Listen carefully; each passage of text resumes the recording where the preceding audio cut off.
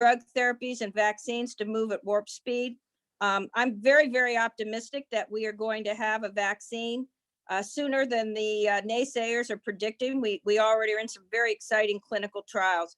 But the real issue really is that as we move forward with this pandemic to mitigate it and to ensure safety of our populations, we know we can face a second wave this fall. We know pandemics are not going to disappear. So we really have to create resilient economic systems that can operate and function as we move forward into this new era that will be one of resiliency, and also one in which we have to really harness all the innovation paths to ensure prosperity.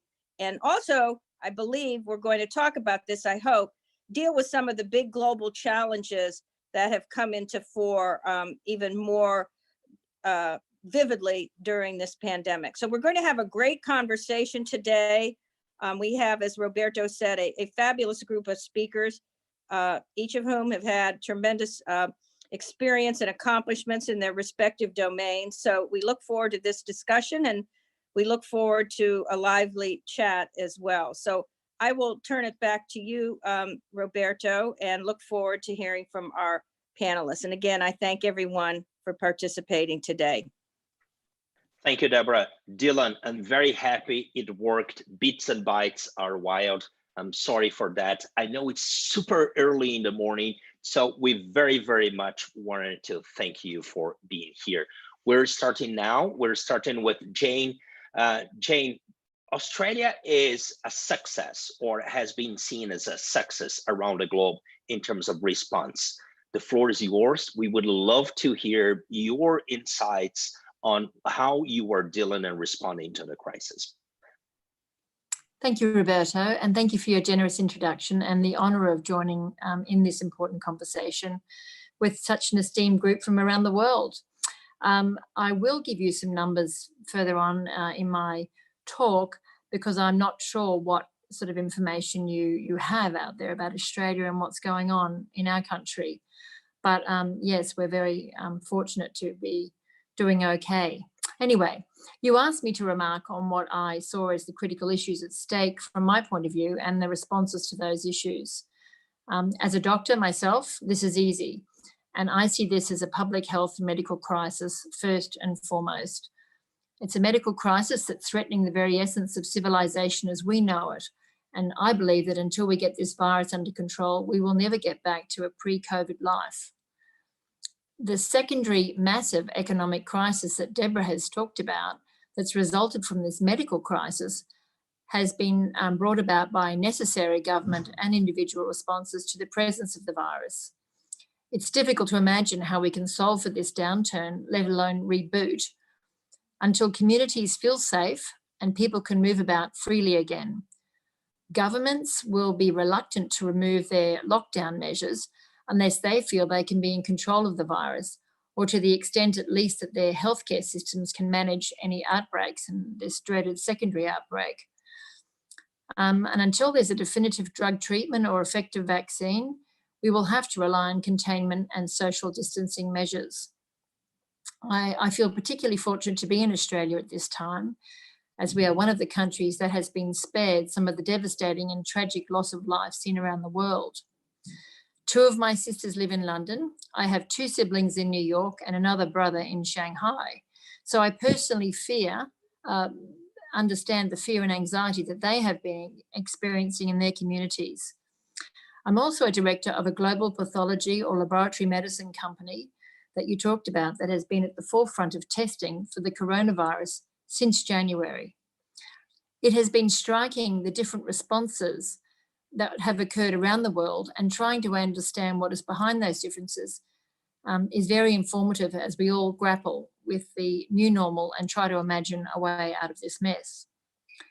When we compare different country responses, we can look at the timing of their first response, the measures that each country has taken in containment, and the testing regime that each country has adapted.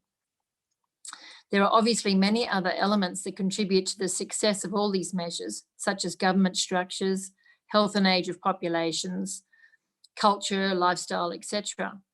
And if someone becomes ill, the ability of their healthcare system to care for them and assist them to recover. It is confronting that the ultimate measure as to the success or otherwise of a country response has to really be measured in deaths per head of population.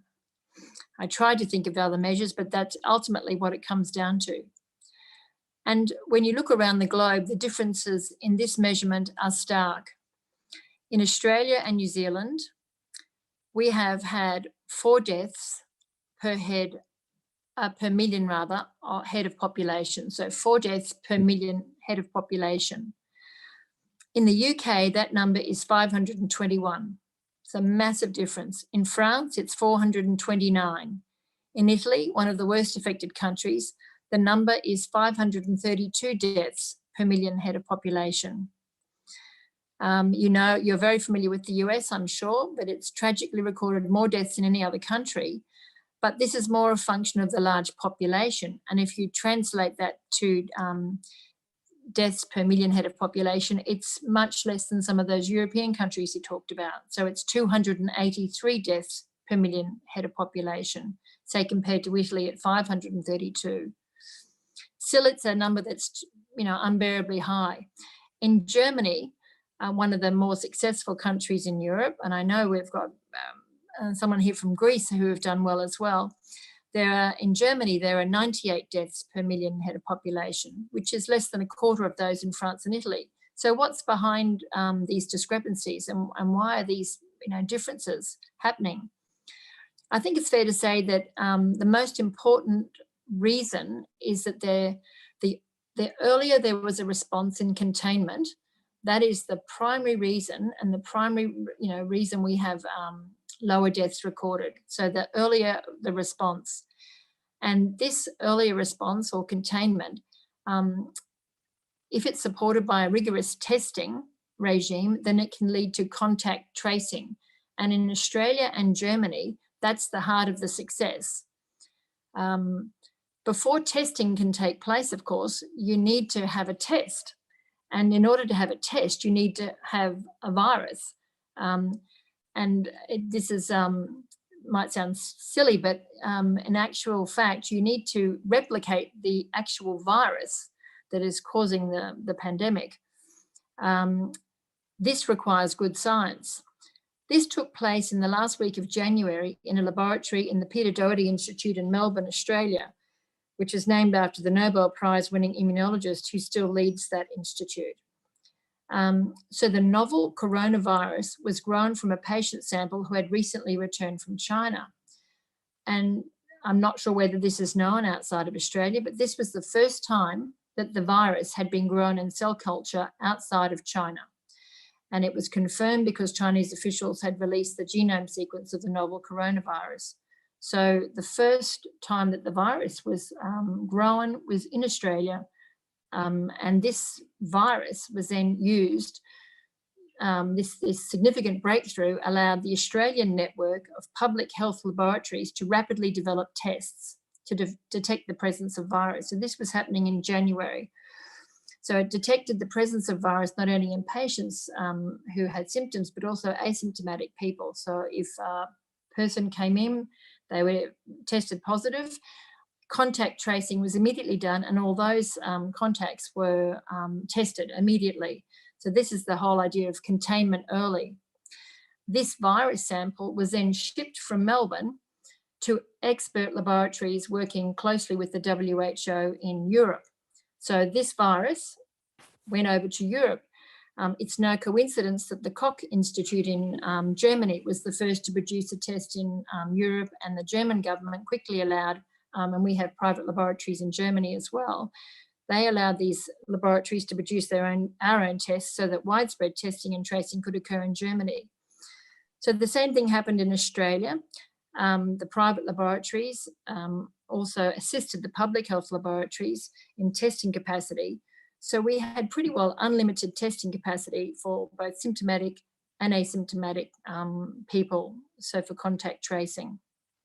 So as I said, there's no doubt this early and widespread testing and contact tracing, which was going on in probably most of February, allowed Germany and Australia to contain the early spread of this contagious virus.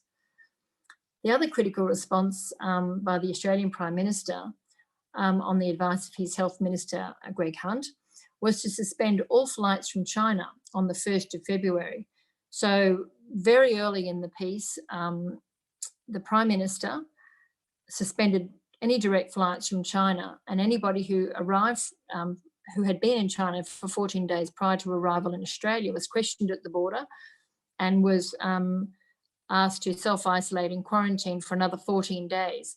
They were given contact information if they became unwell to be tested for the virus. Again, this was roundly criticised. This is the 1st of February, I've got to remember, roundly criticised by both China and the WHO, believe it or not, for these actions. The WHO did not call the pandemic for another 6 critical weeks. So a pandemic was called by the WHO on March the 11th. So we had 6 weeks of testing and contact tracing and containment of this virus. I'll finish by saying a few days ago, the World Health Assembly, which is the governing body of the WHO, voted for an independent evaluation of the global coronavirus response, shedding light on the origins of the virus, or hoping to, and on China's early handling of the outbreak, and also on the conduct of the WHO. The UN Secretary also noted that there had been very little unity in the response to COVID-19. Sadly, I think this is the delayed response in the early stages of this pandemic have had devastating humanitarian and economic consequences for the world. So I'll leave it there. Look forward to discussing it further. Thank you, Jane. I think health rules and speed, it's let's say, is chief. Two things that, two takeaways from what you just comment. From Australia to Greece, Chris, if you could share with us your understanding and some information on the response in Greece and the situation in Greece, but also your global outlook based on that. Christos, the floor is yours.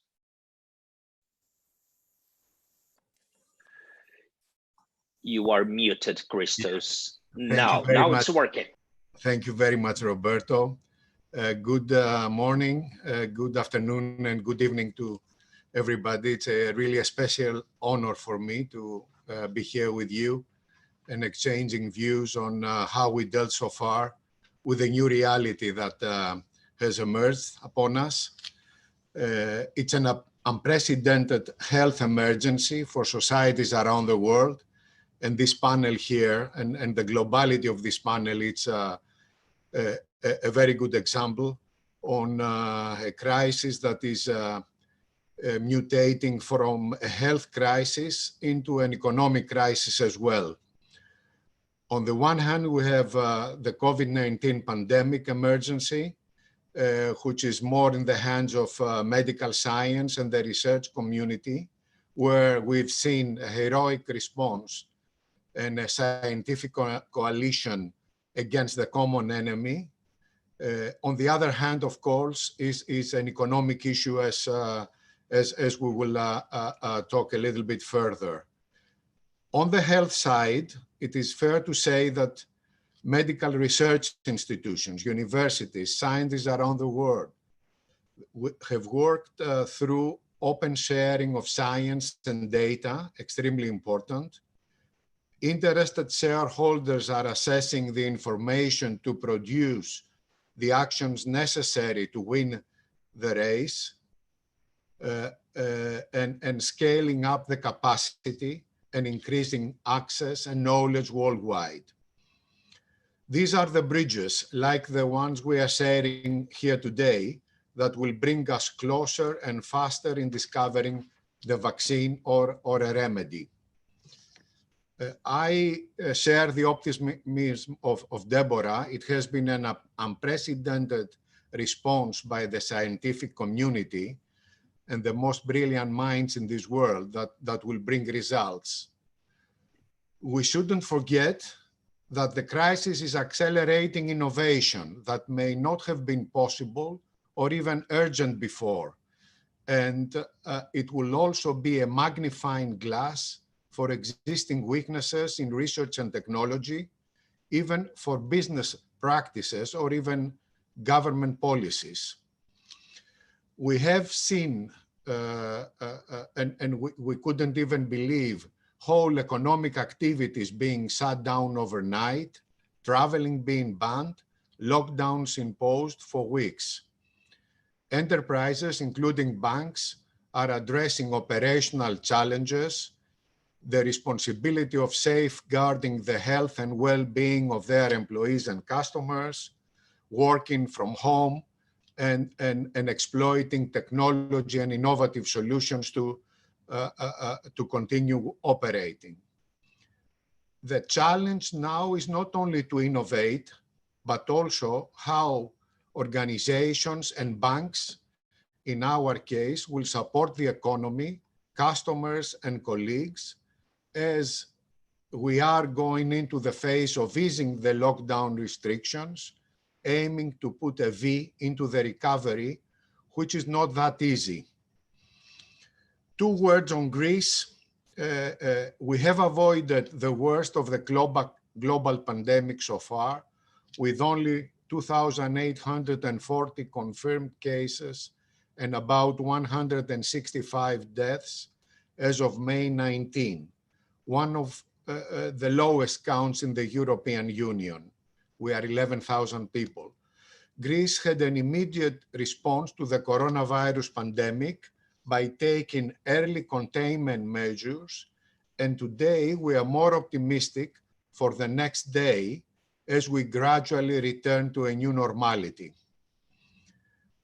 At the bank, Piraeus Bank, we are responding to this crisis with a very strong sense of responsibility and determination, promoting a spirit of cooperation and taking actions in order to support all our stakeholders. We have about 5.5 million customers, 11,500 employees, more than 10,000 suppliers, and 28,000 shareholders, and of course, to cater for the Greek economy.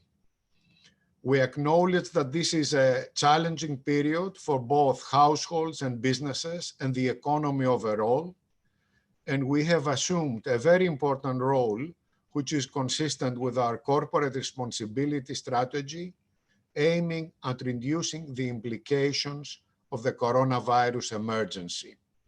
With that, I stop here, Roberto, and looking forward to participate in the conversation.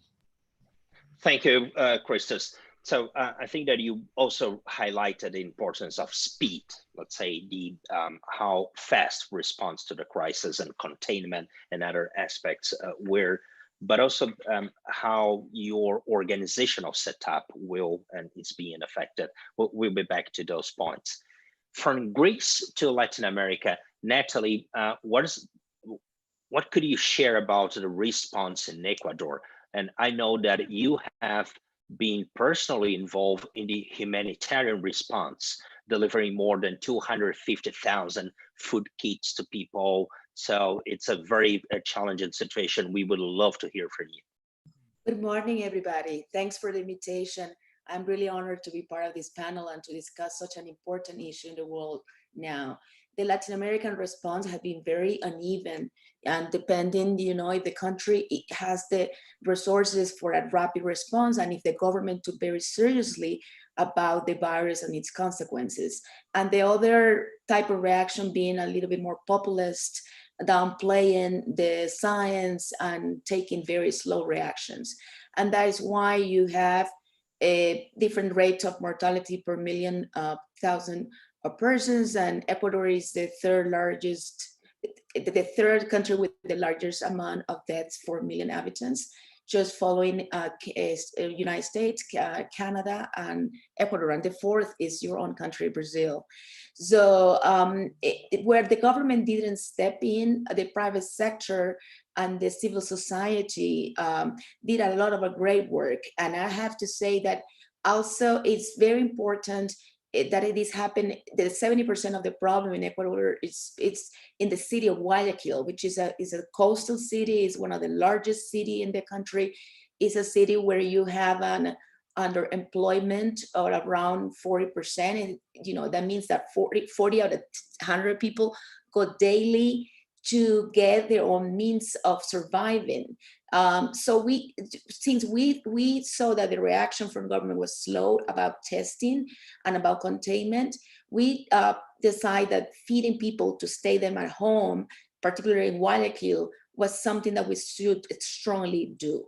And I was involved with and I am actually still involved with a Catholic relief organization that you have something similar in the United States, which is the food bank. So till today, we have provided 350,000 food kits to only in Guayaquil. Guayaquil is a city of 2.7 million people. So which means that we have been able to feed, around 1 million people. You need to divide by 4 just to see the number of the households of families, which is, the average of number of members of families in Ecuador. And which is also important is that also we are partnering now with the local governments and even with the central government as well to go with this initiative national. And the necessity is the mother of innovation. So we have also moved forward to have an online platform where we can incorporate the mom and pop shops that we have in the country. Just to give you an idea, supermarkets are just 30% of the market, but 70% of the food market is in the hands of the little mom and pop shops. We are partnering with, we are a group also in Guayaquil. It's called the MIT React Group because we have a relationship with MIT for regional entrepreneurship and acceleration program, where we have set already a group of academy, local government, banks, private investment bank, and also corporate and entrepreneurs. So that group, it's a very coherent group, very cohesive group.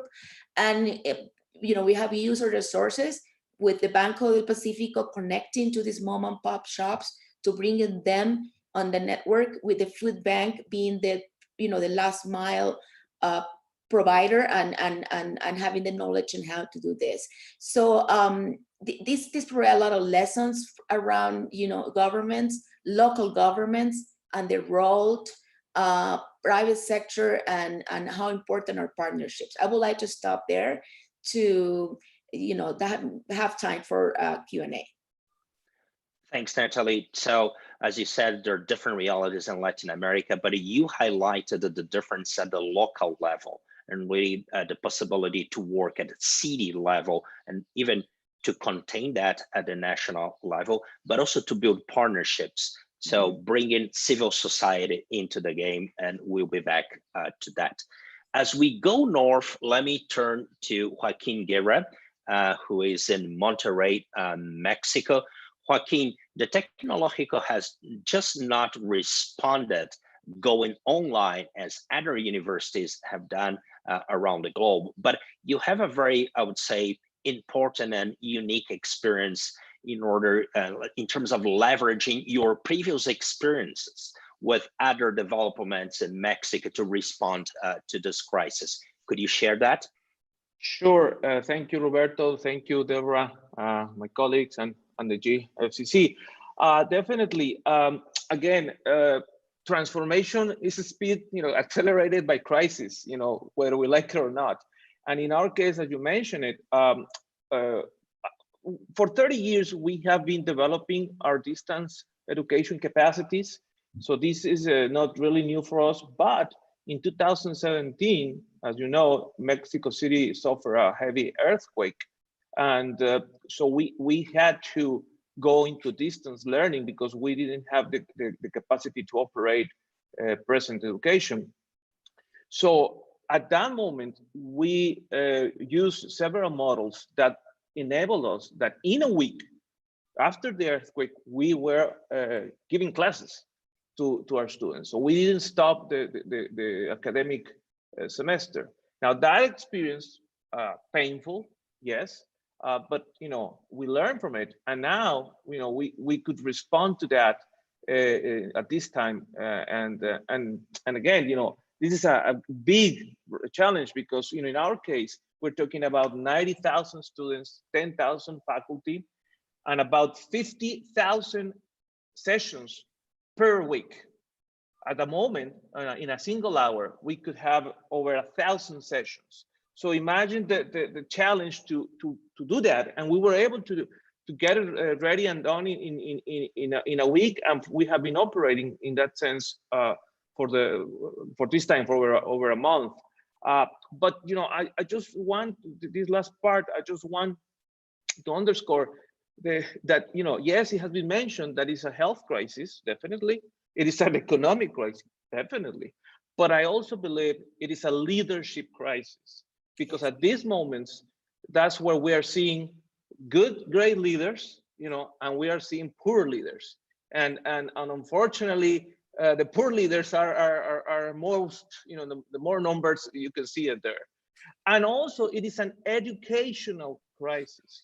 Let me tell you why, because in many cases, universities, governments have been able to respond, but imagine the people that do not have access to the internet. Imagine people that do not have the technology. Imagine somebody living in a small home department with 2-3 children, only one computer. You know, how do you enable learning experiences, distance learning experiences, with limited technology, limited space, almost no good internet? And this is the real situation for many people in the world. I mean, many of us, we are fortunate. We are sitting here, connected, great bandwidth, and it happens in many of our countries. But you know, what's going on in the rest of the world, that there are many people that don't have access to this. So I would, you know, we can talk about later on that, but I want to underscore that. I mean, I'm positive and I'm optimistic. We are going to recover from this, but we need to invest in these issues, because the world is going to be different, education is going to be different, and if we don't take care of all these issues, we are going to left out many people from accessing education. Thank you, Joaquin. What your comments just highlighted one aspect that I would like to explore, Deborah and I would like to explore going down the road in this conversation. How can we better systematize learning and disseminate that? Because what you mentioned, Joaquin, is really about the things that you learned, the capabilities that you developed because of previous crisis. How could we do that system-wide? But I'll just leave that question in the air for everybody. And let's go north now. Dylan, wonderful to have you here. Yesterday, Prime Minister Trudeau just announced like a boost on the package to support the economy in Canada. You are at the forefront of response, working with businesses, communities there. What could you share with us about the crisis response in Canada and in your region specifically? Roberto, thank you so much. It's an absolute treat to see all of you. I mean, just to see you and some old friends, and always GFCC is an opportunity to make new friends. So it's great. I've also been watching the sunrise as this gets going. So we're off to a good start. Maybe I'd also say that this precise forum with us gathered is a reminder of what an extraordinary global moment this is, where leaders from all over the world are gathering, and we're actually confronting a common problem. And I hope when we come out of this crisis that we will be able to apply that recognition that we have a shared experience as human beings, and some of these types of institutions to address other existential issues like climate change, for example. So I think it's a really important moment that we're sharing as human beings. So others have focused on the health dimension and the community impact dimension. I think for that reason, maybe I'll be even stronger on the sort of economic policy side in my remarks. Probably one of the dominant considerations for Canada in thinking about our response is that we do not want to come out of the crisis with more economic inequity than when we started it. And that issue is particularly live if you actually look at the economic profile of the impacts. So for example, in the first weeks of the crisis in Canada, and I suspect it's similar elsewhere, 80% of the people who lost their jobs because of COVID were women or youth. And it was because of the nature of those jobs, the Main Street dimension, the retail dimension. That's quite profound. It's why we opened our response with basic income. So absolutely all Canadians who lost their job as a result of COVID would have an income for their families. This is also important as we think about safety in recovery, because those very same individuals, our women and our youth, are going to be in the jobs that have the highest risk through recovery, which is the customer-facing work, and it will have to be, I think, a key consideration. So having said that, I want to just talk a bit about the toolkit. So if you go back 10 years ago to the global financial crisis, the primary response of most governments was monetary policy. Cheap money basically was the response, and there was tons of room at that time.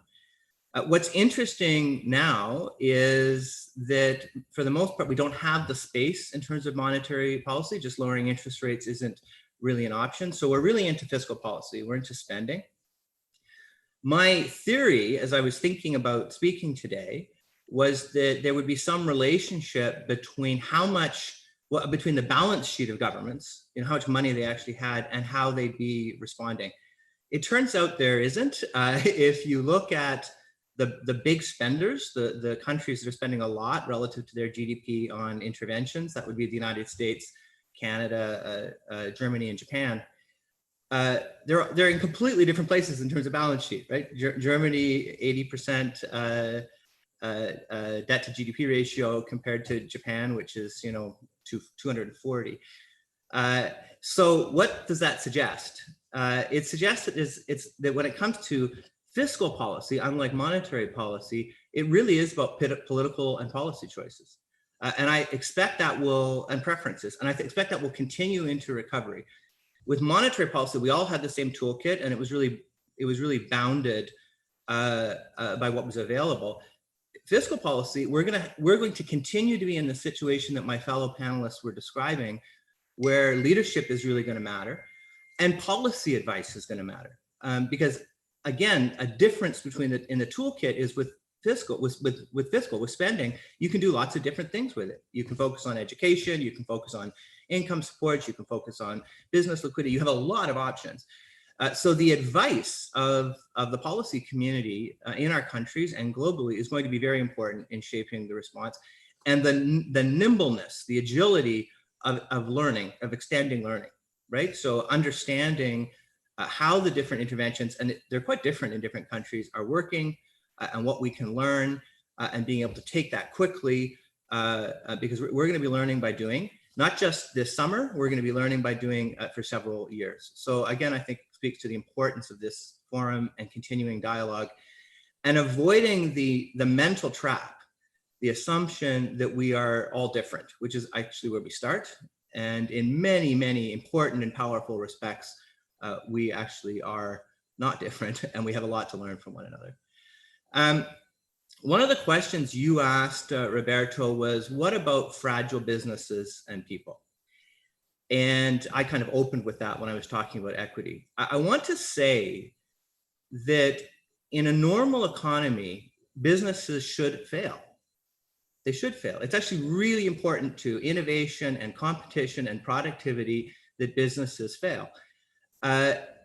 That actually creates a more robust economy, and a more robust economy is an economy that people can rely on, right? So if you're overly protecting businesses, that actually is probably the perfect definition of fragility.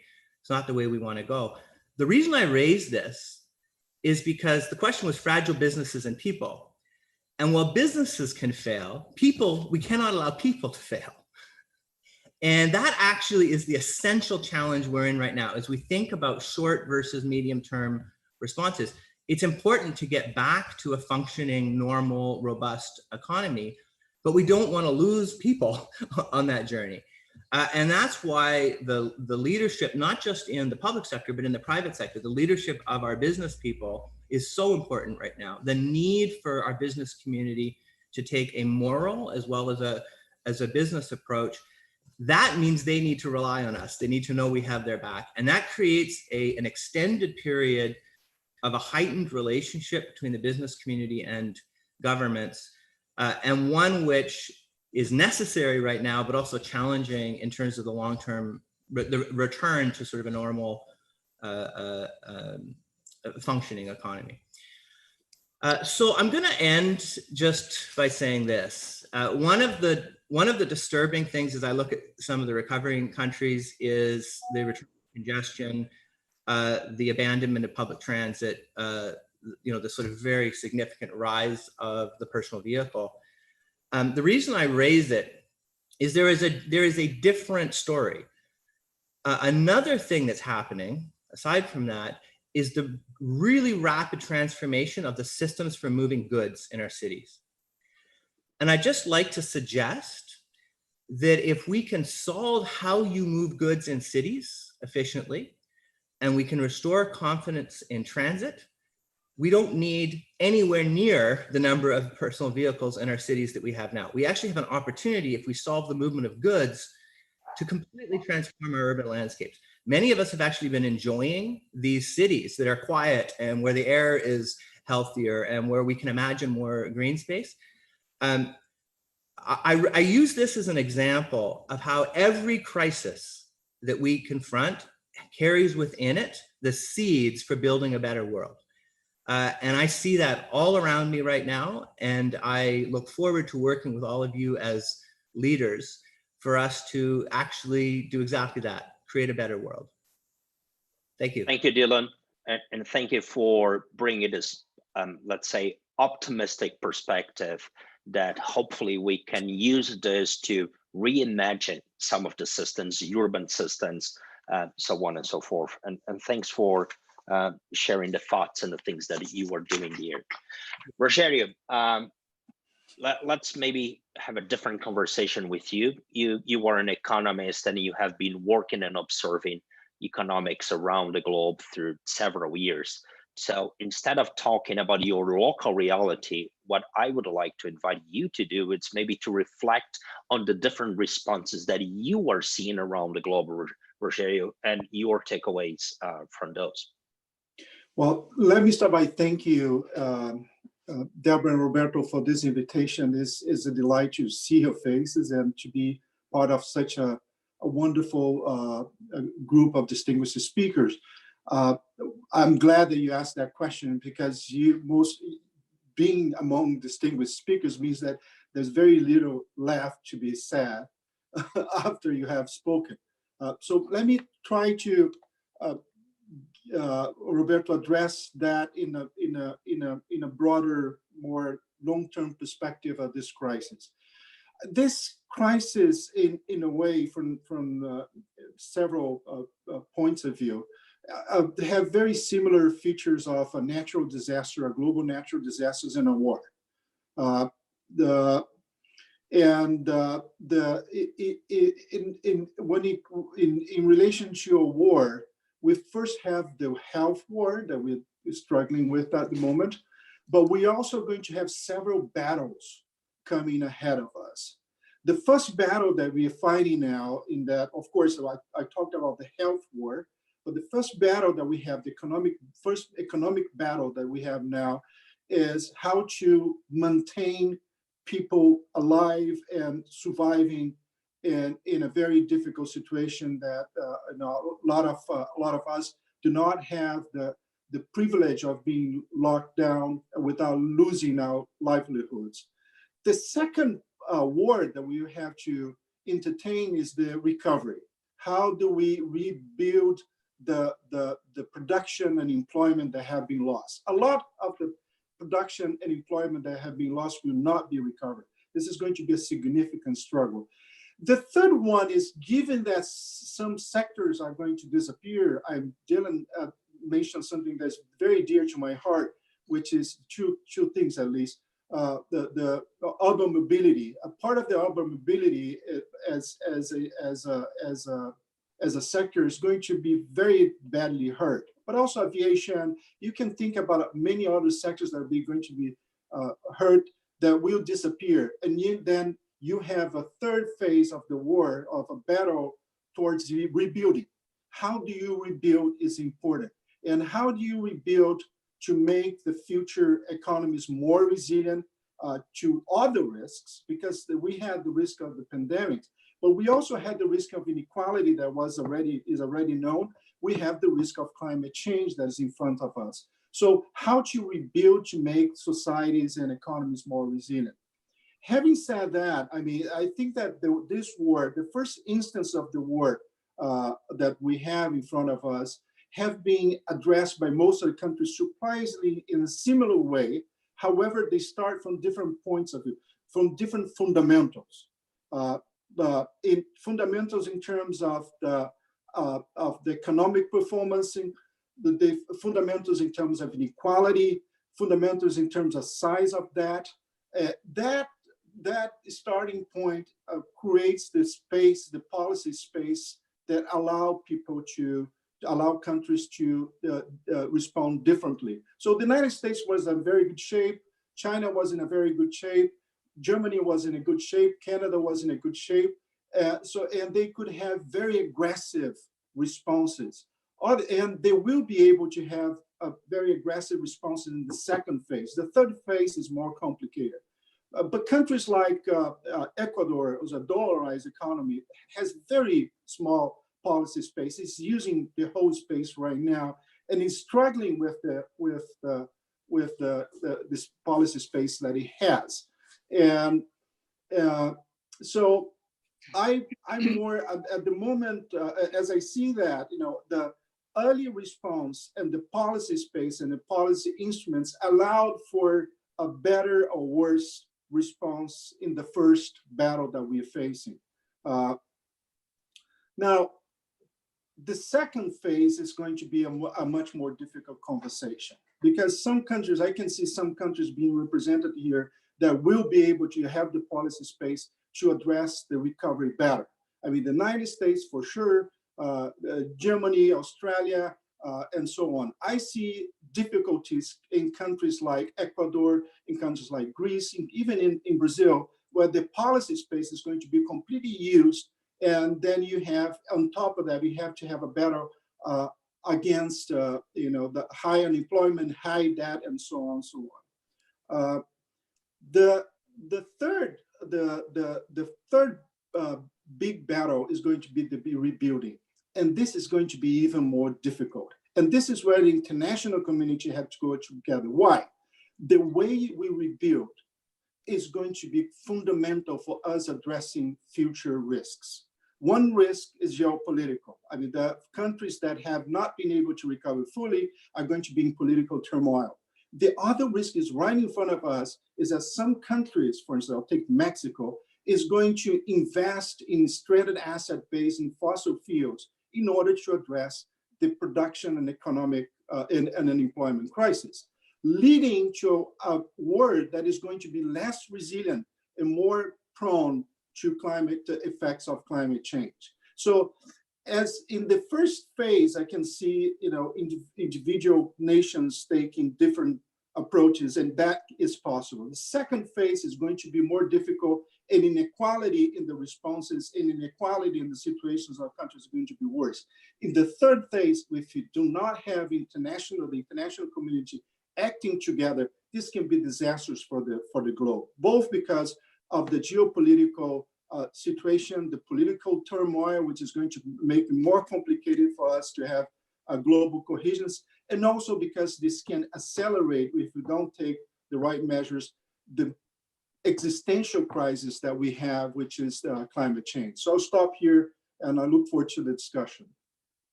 Thank you, Rogerio. So you highlighted that we will have different moments and different challenges over time, but also the importance to think ahead about those challenges today in order to build the conditions to address them in the future. Great.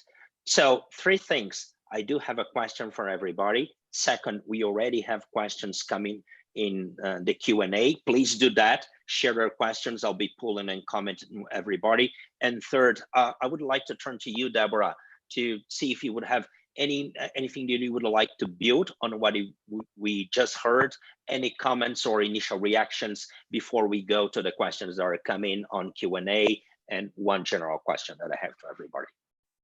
Thank you, Roberto. Well, let me thank all our panelists. This was really outstanding. And I can certainly say I learned a lot from each of you, and it underscores the importance of this conversation and our sharing of our best practices and insight into dealing with the global pandemic in the near term and in the longer term, rebuilding into the next economy. One thing I would like to throw out as an overall question is, when you think of infrastructure transformation that's underway, we have certainly had an urban-rural divide. And you know that the narrative in the last years has been that everything is moving into urbanization, with populations, where the creative economy is, where the services are. Young people want to live in cities, and you know the whole smart city movement was very much at the forefront. And now, of course, we're seeing kind of the opposite. Certainly in the United States, many young people are actually leaving the big cities in the United States. Many are sheltering with families, but they're also saying, gee, you know, I'm going to be working in a digital environment. I can live wherever I want, and I want to be in a place that's more safe, family oriented, and a better quality of life. And so this whole question about the essential public infrastructure of having electrification and universal broadband is critical for business, but it's so important for education. So I'd like to, you know, really comment, what could we do to really further the universal electrification, particularly, of course, in the developing world, but everywhere, that will enable learning and business and people to function, you know, wherever they are located in the next economy. And that's going to take tremendous investment, but at the same time, it could be a very powerful public-private partnership and get at a lot of the inequity and the disparity that exists in the world between the haves and the have-nots. And I'll just make one comment. In many of the Zoom conferences I'm on, I've had to joke sometimes that everybody's saying, oh, well, I'm at my country home and I'm, you know, left the cities and whatever. That is for the fortunate. But how can we bring the urban-rural continuum in to be a positive part of the new infrastructure of the future? Thanks, Deborah. So maybe we could go around and get reactions. What do you see as needed, as Deborah? What do we need to do, as Deborah said, to close this infrastructure gap? Would you like to go first, Natalie? Well, totally agree with Joaquin and about the leadership crisis. It's, I think, the most important one. And in Ecuador, we have seen how low digitalization we have in the economy. It was just amazing. I was in Miami. I was trapped, you know, in Miami. So I was really amazed about the low level of innovation, creativity, and use of technology to have, you know, information, to even gather information. So the reaction was very poor, even for the government, you know, we assume they have all those digital capabilities on place. But also, you know, citizens don't have the capabilities. It's not only about access to the internet, it's about capabilities and really understanding why the digital economy is about. I was also very surprised about the capabilities of the large enterprises in Ecuador. I mean, the super large companies that sell, you know, over $500 million a year. I mean, they didn't have that fast capability. Ecuador is doing fine right now. We are in the countries with the least cases of coronavirus and least cases of death now, because, you know, it took a while. We have a huge spike in Guayaquil, but then, you know, everybody come in, you know, private sector, local governments, and local governments didn't have a lot of power in the decisions, you know, because we don't have a very decentralized and autonomous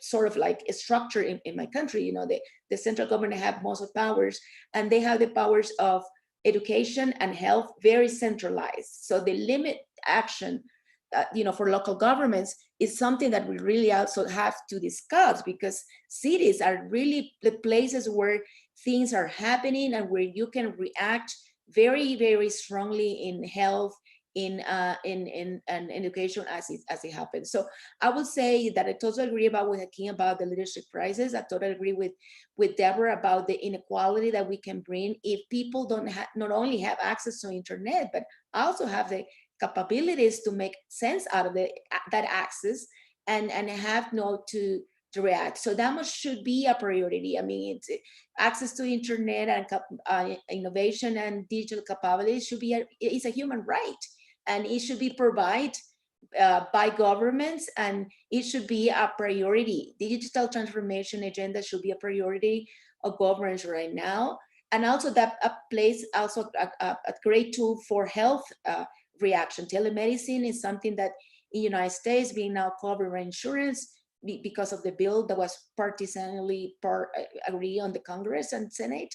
And that is, you know, it's important to keep in mind. Education and health can have a lot of room to increase in the digital world. And just to add a comment about what Rogerio say, this is a global problem, so it requires global solutions. This requires that the IMF take a different route, you know, that usually you can have a loan according to your right participation rights in the IMF, and that needs to change, you know, for countries that we don't have policy space, and for dollarized economies such as Ecuador and San Salvador. So it's something that we need also important to discuss here. Okay. Dylan, maybe I could turn to you, have a different perspective on this gap that Deborah has highlighted, but also your overall comments. Thank you. So I agree entirely with Deborah about the importance of broadband, including in developed economies. I also agree greatly with Natalie about it's a skill issue and a culture issue, not just a technology issue. And my mother always told me that when smart women are talking, you should just shut up. But I'll ignore that advice and add my own comment. And it's really just a caution. A lot's being made of what we can do on the internet, but like Rogerio, I care profoundly about upward mobility. And for people who don't already have the right, the credentials, right? The status, the education, that kind of a background, they need people not just to be their mentors, they need people to be their champions. They need people to take chances on them. And that's about trust. And everything I know about my career in economic development tells me that geographic proximity matters. I have a radically different relationship with those of you on this panel that I've met versus those of you that I haven't. And I suspect that cities will continue to be profoundly important centers for economic development. And we should not rush into assuming that technology will do everything that we need, especially when we consider the importance of upward mobility. Thank you. Jane, your perspective on what was said here by your fellow panelists, but also on this infrastructure gap. I think that you are on mute. There. Yes. Okay. It worked. Yeah, it's an interesting one. You know, Australia has the landmass of the USA, and we're pretty well empty in the middle. So we've got a very urban population, but we do have a lot of rural and remote communities, and they are the broadband and connectivity is critical to them to participate. So we have a lot of experience already in making sure that these rural communities are not disadvantaged by their remoteness, so that we don't have that inequality. And just on a couple of things on the technology side of it, which I thought I'd remark on, the the coronavirus situation has led to a lot of telehealth, and this has been pioneered for years in Australia. So the issue of not being able to go and see your doctor because of the coronavirus, fears of catching it in the doctor's waiting room. We've had this is one of the major changes that we've seen now, is that the doctors and the patients just love the fact that they don't have to go into the doctor's waiting room to see the doctor. So the government quickly, said, yes, we'll reimburse for this. But this was always something that was the Australian population had seen this before through rural telehealth. We've had telehealth for 20 years into our rural and remote communities, so that you could always see a specialist, even if you lived 400 miles away. As a way of not seeing, you either not saw a doctor at all. I understand what you're saying, Dylan, but nothing replaces the face-to-face, but sometimes it's not possible. So that's been a radical shift, and I think that will continue to stay now. So you will have telehealth will be with us here to stay, and it will replace a lot of just your regular general practitioner visits in Australia. I do agree, though, with the issue of the connectivity of people. I don't think we're going to see the young people wanting to move away from the cities anytime soon. But what this coronavirus thing has shown, especially a lot of employers who were reluctant to let their the flexibility of workplace, working from home, saying they felt they wouldn't get that productivity. Well, we've had a live test case that they would never have approved of before, where we have just incredible amount of billion-dollar deals being done, refinancings, you name it, law deal, everything's being set of the absolutely changed the mindset, I think, of a lot of that their employees would be productive, that they'd be not.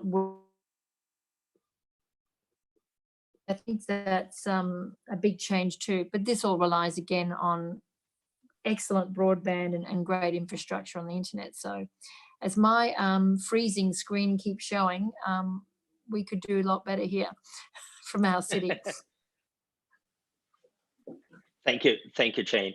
And talking about infrastructure digitalization, Joaquin, you started mentioning what you did at the Tecnológico. So your take on the infrastructure gap, and also the things and the comments and the ideas that other panelists raised during the conversation.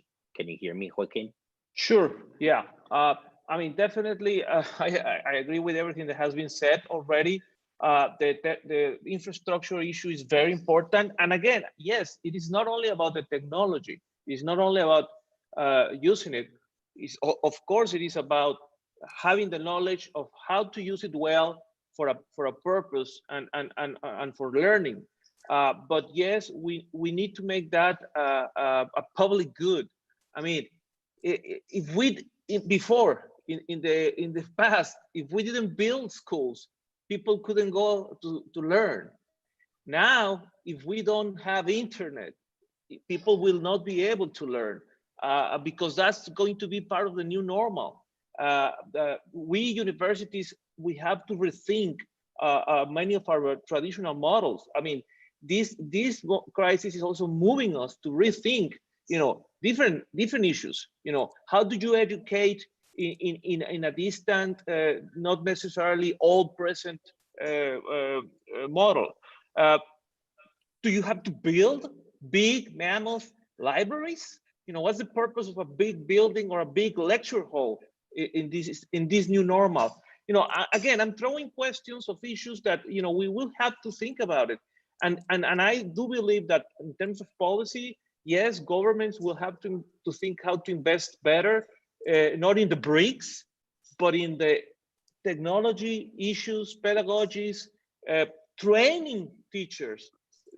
And again, I'm focusing more on education because that's my field. But again, we know education is key to everything. And if we keep broadening the gap of the ones that know and have the knowledge, and the ones that do not have the knowledge, then just gonna keep getting worse and worse. So yes, I am worried that we can put in place the policies, put in place the resources so that we can develop those basic infrastructures that to enable more people to keep learning. But again, the problem is, do we have the leaders that can do that? Thanks, Joaquin. Christos, want to turn to you, your comments on what you have heard here, but also your reflection. We were talking about the crisis. Are financial systems ready to deal and prepare to deal with this huge break in demand that we are seeing?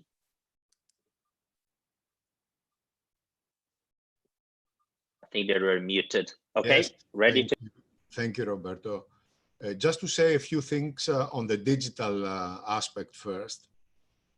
I mean, it was quite clear that even before the crisis, organizations with a digital mindset were pulling ahead of the pack in terms of overtaking traditional business models, in terms of delivering products and services, and being successful in that regard.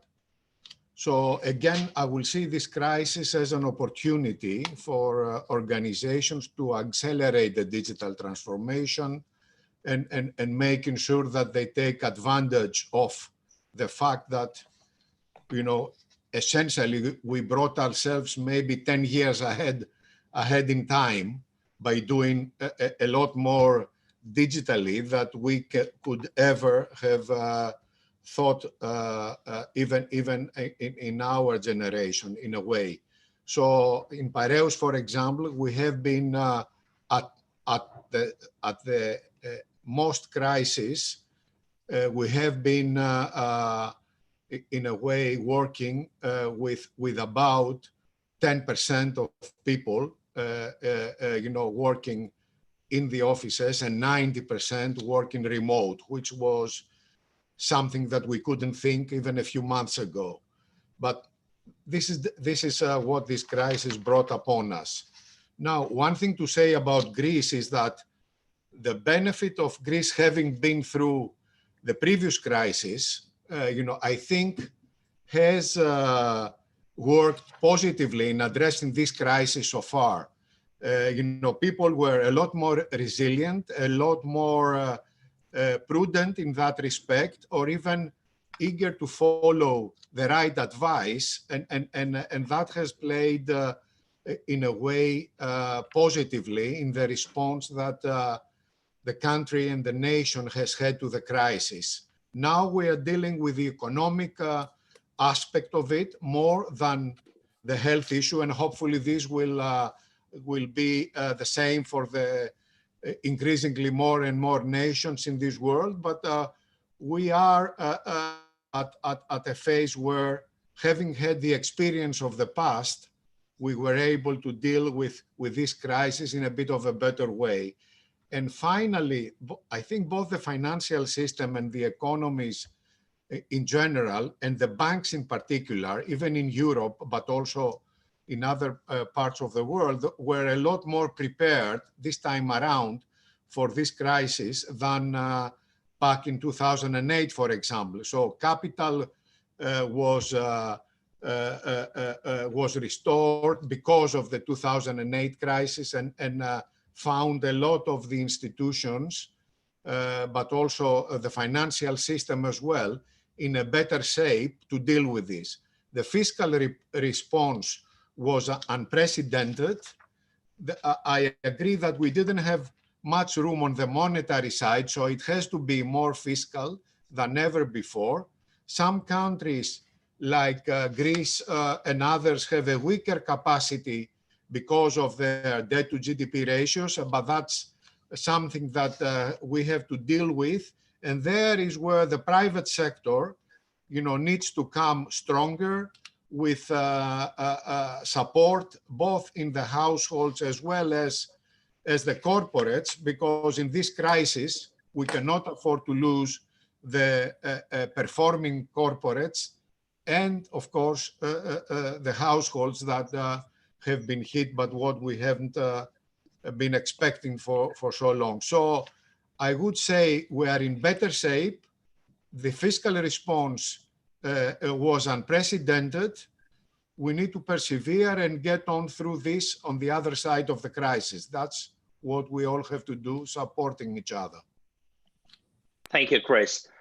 Maybe what we could do now, it's Rogerio, I'll turn to you, but I'll really start this around with you as you were like the last speaker in our first conversation.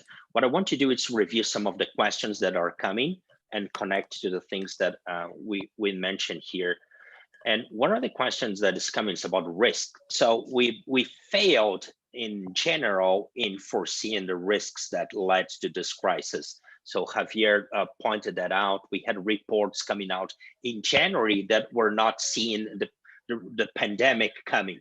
So how could we better address that going forward? And especially, you said that, Rogerio, let's say in the third wave of your framework, right? How could we be ready to weather those risks? The other question that we have here, it's about learnings. What could we learn from your countries that could be cross-pollinized, that could be used in different countries? So we had that coming from our colleague Jerry mentioning the United States, but I think it's a more general question. We have a question from Mary Snitch, just really asking everybody, hey, how could we be sure that when economies start to reopen, right, that decisions are being made based on science and medical expertise? How are you seeing that, right? A few things related to, let's say, the emerging countries. What are the prospects? What's the vision for Latin America, South America, and Brazil? What's happening that comes from our fellow Marcelo, and also how to build resilience, insistence, so on and so forth. So maybe starting with the risk thing, how you see that we could be better prepared in the future. How could we learn from this crisis to be ready to deal with risks that we have in the future? And Jane, there's one question for you. Chad Evans, thanks for sharing that. You mentioned, Jane, that when you worked with the virus, it was sent to Europe, and that helped the whole health system to be ready. Why Europe? Why not the US? What are the partnerships that you had in Australia that allowed for that? We have like 10 minutes to finish this conversation. So I really ask you to be quick in your responses here. Rogerio, I would like to start with you. Okay, 10 minutes. So let's have three. We could talk about these issues in for 1 hour. 10 minutes for everybody. From everyone. So I'll try to make it in very quickly. Risks. This crisis shows that we have, as a society, we have been very bad at anticipating risk. The risk of the pandemic was already there. We knew about it. Governments, markets, civil society never prepared for that. We should take that as a lesson. And the lesson is, what is the next risk? The next risk is geopolitical crisis related to inequality and climate change. If we do not take that lesson, then it's a waste of a crisis. Infrastructure, let me talk about infrastructure. Deborah, completely right. Infrastructure, socioeconomic infrastructure has been the greatest social divide in history. Infrastructure and knowledge are basically the biggest social divide. Building better infrastructure around the world that paves the way to a more resilient society, and I think of climate change, is going to be fundamental. In developing countries, what can industrial economies do to help developed countries in that? There are two issues. One is building the capacity to originate good projects. This is a problem in developing countries. The other one is the access to finance and funding. That's where not only multilateral institutions, but the private sector has a significant role. I want to continue this conversation, but I think that I have to stop here because I want to hear the other ones talk about it. Thank you. One thing very quickly, 15 seconds. What is one thing that you have learned about this crisis? Well, individually is that I myself did not anticipate the risk of pandemics, even though I've been reading about this and know about this for a long time, which shows how collectively we have to work on this and how fast we have to respond to the risks that are coming in the future, both as individuals and as a collective. This is the message that I learned. Thank you. Dylan, your take on how do we see this risk thing, but there's one specific question for you, Dylan, that is, how do you choose, it's really about your question on whether to support, protect people and not all businesses. How do you do that? How do you help people but not businesses? So maybe if you could, in your remarks, also reflect on that and your learning. Thank you. So with respect to risk, I'm going to say something odd. The number one way we can improve risk management by governments is improving general education. Even in countries that are not democracies, political leaders are responsive to the expectations and views of the public, and having a public that is well educated, understands short and medium and long-term thinking, has proficiency in the spaces where governments need to make decisions. It is the most important thing, and of course, even more important in democracies. I want to just quickly comment on evidence-based. It is much harder than people think. Most experts focus on their specific specialization. So if you talk to an epidemiologist, what they're concerned about is the spread of the disease. But think about that for a second. If your response is just about containment, then you're substituting virus deaths for suicides and domestic violence. And everything that we have to do in political decision-making involves dealing with a very broad base of evidence and having to balance different kinds of goals and outcomes. It's much more complicated. Being evidence-based is more complicated than people think. What's key is for political leaders and decision makers to be broadly engaged and holistic. I do want to make a shout out to the quality of the questions in general. The questions are great. And if we don't get to the questions, I've been reading them. If we don't get to them all, like everyone, please understand they're great. The question you asked me about people in business, I cannot possibly begin to answer that in 1 minute. I really can't. So they are fundamentally connected. How we support, we are support. Actually, here, I'll offer one bit of answer. I'm sorry for going over time. People inappropriately separate social and economic policy. Employment is the magic bullet of social policy. It gives you status, social connections, skill development, resources, which supports independence. It is very, very important. And so probably the beginning of the answer is to understand the centrality for all of us as human beings to be productive participants in economic life. Thank you, Dylan. Let's go to the South now. Maybe Joaquin, your take on this. How could we learn and address risks, better address risks in the future? But also your reflection on emerging countries. And let's try to be quick. Well, yeah, definitely, I'm going to come back to what I mentioned at the beginning. It is about education and developing leaders. In our countries, developed all over the world, but of course in developing countries, leadership needs to change in a way that they are more, let me say it this way. We have been living in a post-truth era where you can say anything and everybody will believe it. Not only developing, but develop. So you can say that if you jump 20 times, you can be cured. And well, yeah, but show me the evidence. Where is the science? And we have all these leaders, just saying things, doing things with no evidence behind. But the problem is that we have the people without the education, the critical thinking that to question and say, yeah, again, where is the evidence?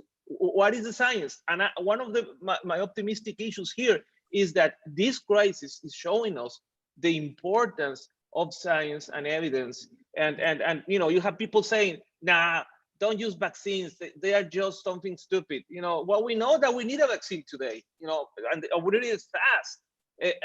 And all of these issues are coming up. So again, what I want to focus on saying is we need to work harder from the education sector, but from government, policy, financing, on investing on people, investing in their education, their access to education, and the developing of key skills, not only the knowledge, the technical knowledge or the professional knowledge, but the skills that are required to prosper, to flourish in this 21st century, but in this new post-COVID 21st century.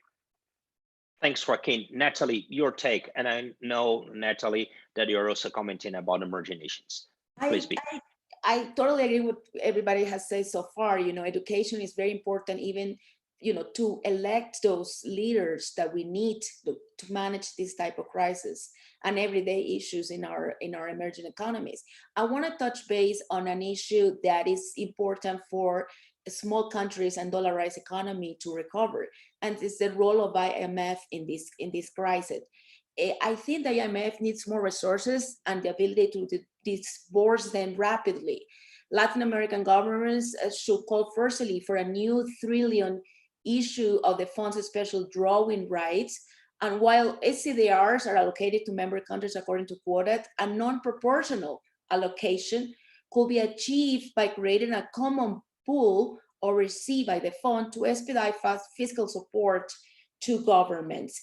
And the rapidness that the IMF can react, the better for the resilience of these economies that have very low policy space to implement their own actions. Thank you, Natalie. Christos, how can we address risks going forward? Interesting. On the risks, one observation I wanted to make is, it is true, nobody has foreseen this. I remember I was on the 18th of February already in a very big conference in New York with some great and good speakers there, and nobody could have thought that this is going to be such a big pandemic. So everybody was taken off guard. We learned a lot, so we are all much wiser now.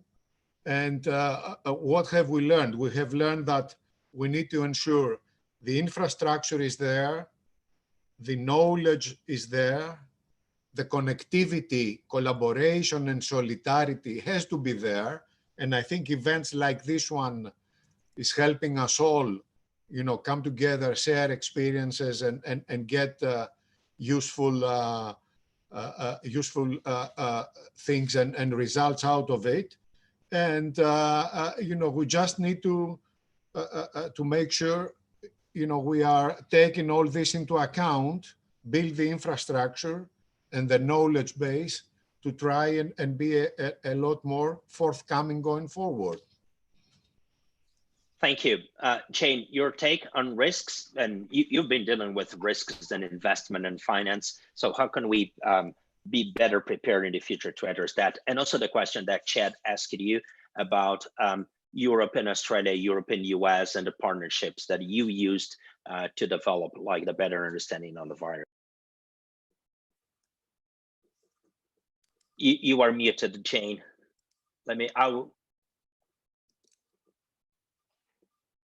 You are muted, Jane. Unmute, Okay. There we are.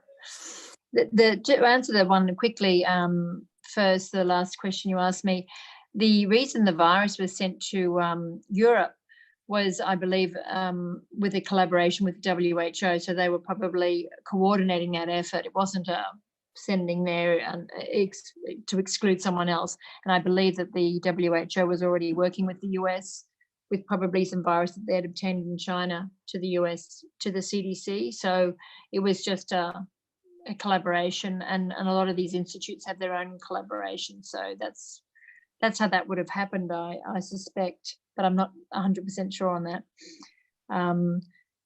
The addressing the risk issue, it's a really funny one. Yes, through investments, or I'd chair the risk committee of many public listed companies, 3 of them, in fact. And I can assure you that the biggest issues that we face were not on those risk frameworks. Whenever there's a massive risk, it generally wasn't on the risk framework. And that wasn't really due to any glaring not having an idea. It's something that we call black swan events. I don't know whether that means something to you, but black swans don't come around very often. It's an expression we use, and or can't be foreseen. And I think this one, though I wouldn't call it a black swan event, pandemics are a well-known risk in the health area. So I wouldn't have, I'm surprised that it wasn't on that list of things that the questioner asked. So I think you've just got to be prepared for things that you're not going to be able to foresee. You have to be ready. And once something happens, it's about how you deal with it, with the leadership and addressing the risk. So that's how I'd answer that question. Thank you. Deborah, I think that we're running out of time, but I want to turn to you for your comments, just your reflection on this whole conversation. And then we could quickly go 30 seconds, each one, for one idea that we should take from this. Deborah, the floor is yours. Thank you, Roberto. Well, I'll combine both, a comment on the risk and then a final comment. And let me just say on risk. Risk is really something that's fundamental to being a human being. And in human civilization, we've always had to understand and deal with risks and do something about them. And at the heart of this is access to information. And I think in this particular case, not only was the world flooded with data and information, but it was really disseminated in a way that hindered our ability collectively to respond to the risk. I mean, we heard some data. Was it true? Was it not true? When did it come out?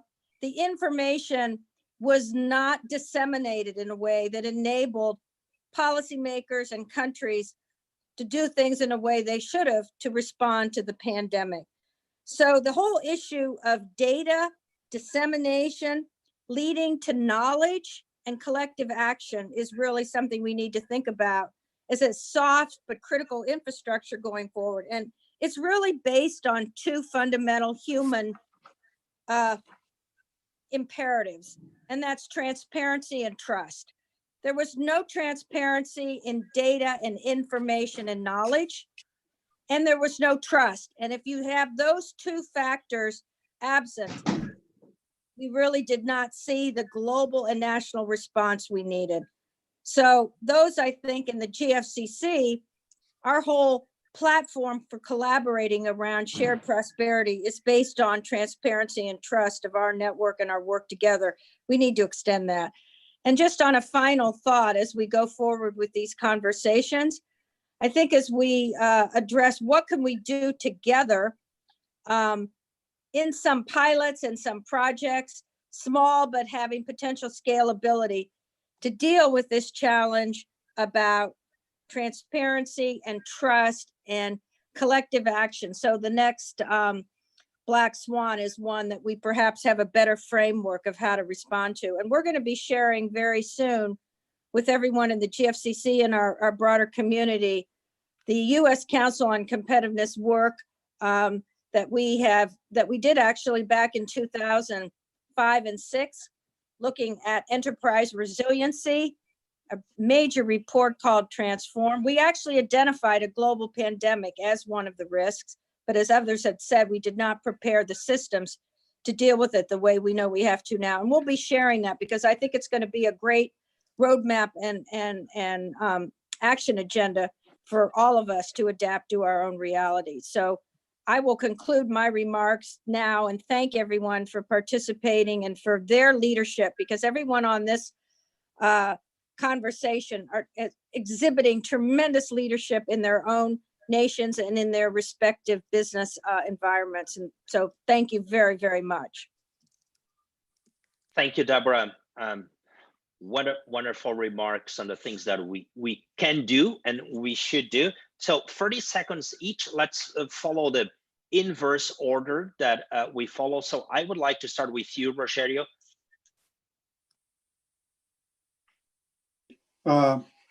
Roberto, what was, I'm sorry. So your final comments and one takeaway, one idea that we should all keep. Well, first maybe of all, something we can do, as Deborah. Yeah, let me first of all say that it was really a pleasure to be with you and talk to you all and learn so much from you and from the questions. The questions were amazing. There's so many we could talk about. What I take away, I want you to emphasize the thing of risk. Deborah used the expression black swan.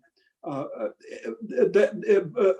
pandemic was not a black swan. It was something that could have been managed quite well by if we learn from the information that was available. And that was the issue that you addressed is important. We have not been listening enough to science. We have not been taking science into consideration and what do you do in the future. I think that my takeaway from here is that we should learn from we hear from science and understand the risks that national and international communities will be facing in the future and act accordingly. When it comes, and I cannot be stronger on that, emphasizing that, if we do not address the issues of inequality and climate change, as a global community, we will face irreversible damages, and that will come back to us, and which can be even worse than the pandemics. The pandemics can be solved with a lot of deaths, with a vaccine and relief packages. Climate change and geopolitical turmoil may not. Thank you. Thank you. Dylan. Thank you. So I'm not a big believer in formal risk management. My experience is it doesn't actually tend to generate what you think it will. I am a big believer in resiliency planning. And at the heart of this, what we're really seeing is the quality of our resiliency. And Deborah was doing a very good job of starting to describe a framework. Resiliency mostly is about people and systems. And I think Deborah was doing a great job in starting to point to some of the things we really need to think about. So it doesn't matter what the black swan is. We have an ability to respond nimbly and effectively. But where I really want to end is where I ended when I spoke first, which is about the opportunities. There are all sorts of opportunities in front of us in terms of how we leverage this moment to create a better world. And never, please, I say to all of you watching, do not underestimate your own power.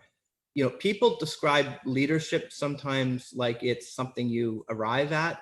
Leadership is tested every day. It requires courage and energy, and most of all, ambition, a vision of something better that motivates you and allows you to motivate others. Why am I talking about this? There are profound opportunities right now. We need everyone to be a leader, and I am deeply optimistic that many good things will come of this, thanks to all of you. So please. Joaquin. Thank you. Thank you. Yes, thank you. My takeaway from this is it's about collaboration. We have the infrastructure and the need to better collaborate. You know, all these ideas, all these capacities, you know, we are more integrated. This crisis, this virus showed us that it doesn't matter where you live, if you are developed or not developed, you know, all the resources that you have, your political orientation, you know, doesn't matter what, you are going to get it. So again, you know, can we collaborate to solve these issues that have been mentioned, the climate change issue, the health issue, the leadership issue, and see us as countries that can not compete, but collaborate for improvement and flourishment. So I hope the GFCC can be a platform also, as it is now, but you know, in the future, can be a platform where we can heavily collaborate to face and solve these issues that we are talking about. Natalie? Thank you. Well, I cannot agree more with Deborah about transparency, trust, and collective action. What I have learned in this crisis, that cities are key for that. Cities are more, they have a more facility to work with all sectors of society to get that trust and that collective action that is necessary to act pretty fast. And also, it's something that's important as a lesson, is important, it's how key digitalization and transformation it is. And finally, this is a global problem, so it requires global solutions. And I will say that we need to think very hard in how the multilateral organizations like the World Health Organization, like the World Bank, like the IMF, like the Inter-American Development Bank needs to work very cooperatively and to provide these global solutions that are needed for emerging countries and dollarized economy such as mine. Thank you, Natalie. Christos. What have we done today? We've shared knowledge, we've shared experience. We talked about, this whole crisis from a different angle, each one of us. What I think is important, and I think that's why this event at GFCC is extremely important in doing that. Let us build bridges like the one we're building today. It's infrastructure as well for Deborah, but let's do that. Let's share the knowledge. Let's share the experience. We will have risks going forward, and I agree. The pandemic was science. If we have listened to science more, we could have done a bit better or a lot better. But share this knowledge. We are much wiser now, and we will be better going forward. Thank you. Jane? I probably finish with how I started, and I tried to not sound shrill in my initial comments, but the more I delved into it, the more incredulous I was that we're facing this crisis. Every country has a pandemic plan. Every country has a center of communicable disease control. It's all there. Why? I see this as a catastrophic failure. If you look at the destruction of wealth in the world and the misery of death, it is a catastrophic failure that has to be examined as to why this happened. And whilst we have amazing collaboration with our scientists, and they're working together, all our institutes, they're working around the clock to look at vaccine development. They were working around the clock to identify the virus. We knew what was going on. We knew what was happening in China. Why did this fail so badly? And I think those questions need to be asked. It wasn't a black swan event. I agree with that. As a health professional, pandemics are on everybody's radar. Why did this fail so badly? And that is a really important question. Without having witch hunts, we need this information for better handling it in the future, and for other catastrophes. We will be faced with other catastrophes, but this, I think it's going to be an interesting process going forward here. Thank you, Jane. Deborah, any final words? Oh, just thank you, Roberto, for your leadership and convening us and being an outstanding moderator. I want to thank everybody who's been participating and all the questions on chat. This will be on our YouTube channel and will be disseminated broadly throughout the world and in an open, transparent way. And we look forward to the next conversation. And maybe, Roberto, you could just share the date and where we'll be on that. And again, I wish everybody health and well-being, and as much as I love the digital discussion, I can't wait to see everybody in person. Miss you all. Miss you too, Deborah. Thanks for that. We will be here again next week on the 27th, talking about something that was critically highlighted today, how we can better translate knowledge coming from science into impact in society. We'll be joined by colleagues from the UK, Uruguay, Malaysia, and several other parts of the globe. So please join us. Before we all go, I'll ask you to turn on your cameras here. Please look here and smile because we're taking a group picture. So, yeah. Let me do it here. Okay. Yeah, done. So it was great to be here with you. Please stay tuned. More information to come on our series. And once again, we'll be back here on the 27th, talking how we can better translate knowledge into impact, something that's much needed. Thank you all for tuning in. Thank you all for taking the time and sharing your thoughts. Bye. Bye-bye. Thank you. Thank Stay you. safe.